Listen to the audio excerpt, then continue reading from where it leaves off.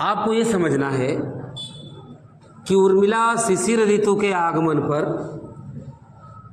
उसे संबोधित करती हुई कहती है कि हे शिशिर ऋतु, तुम पहाड़ों और जंगलों में मत घूमो, शिशिर न फिर गिरि वन में। हे शिशिर ऋतु, तुम गिरि माने पहाड़ों, वन माने जंगलों में मत घूमो, क्योंकि तुम पतझड़ के लिए घूमते हो। जाओगे तो वृक्षों पर बर्फबारी करके पतझड़ कर दोगे, नहीं, ऐसा मत करो। जितना पतझड़, जितना मांगे पतझड़ दूंगी। तुम जितना पतझड़ चाहिए मैं तुम्हें दे दूंगी।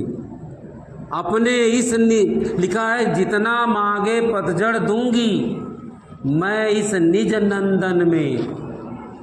निज माने अपने नंदन वन रूपी शरीर से तुम जितना पतझड़ मांगोगे मैं दे दूंगी। क्योंकि प्रियतम के जाने के बाद मेरा जीवन पतझड़ की तरह नीरस हो चुका है।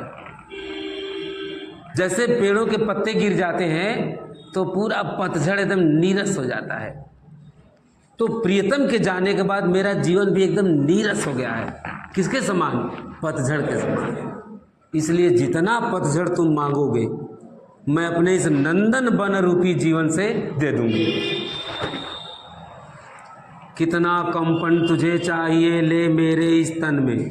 आपको समझना है, तुमको जितना कंपन चाहिए, तुम लोगों को मत कपाओ, मेरे शरीर में उतना कंपन भरा है। मैं अपने शरीर से इस तन में उतना कंपन है, मैं तुम्हें दे दूंगी। कहीं और तुम्हें जाने की जरूरत नहीं। प्रियतम के जाने के बाद मेरा शरीर कांप रहा है, वो कपकपी मैं तुम्हें दे दूंगी। जितना चाहिए ले लो मेरे शरीर से। सखी कह रही पांडुरता, पांडुरता माने पीलापन बताया, आनंद माने मुख। हमारी सखियां हमसे कह रही थी कि हमारे मुख में पीलेपन का अभाव नहीं है। तुमको जितना पीलापन चाहिए मेरे इस मुख से ले लो। हमारी सखियां कह रही थी कि हमारे मुख में पीलेपन का अभाव नहीं है, बहुत ज़्यादा भरा है। मेरे मुख में पीलेपन का अभाव नहीं है, मतलब हमारे मुख में बहुत ज़्यादा पीलापन है। तुमको जितना चाहे ले लो, तुम्हें वृक्षों के पत्तों को पीला करने की जरूरत नहीं है। हे वीर शिशिर ऋतु, तुम्हारे आँखों, मेरे आँखों से बहते हुए आंसुओं को मेरे मन रूपी बर्तन में जमा दो और मैं उसे मोती के समान संभाल करके रखूंगी। क्योंकि मैं एक अभावग्रस्त नारी हूँ, मैं एक अकिंचन नारी हूँ, उसी को संभाल कर मैं ग्रहण करती रहूँगी। फिर कहती है हंसी गई, प्रियतम के जाने के बाद मेरी हंसी खुशी चली गई।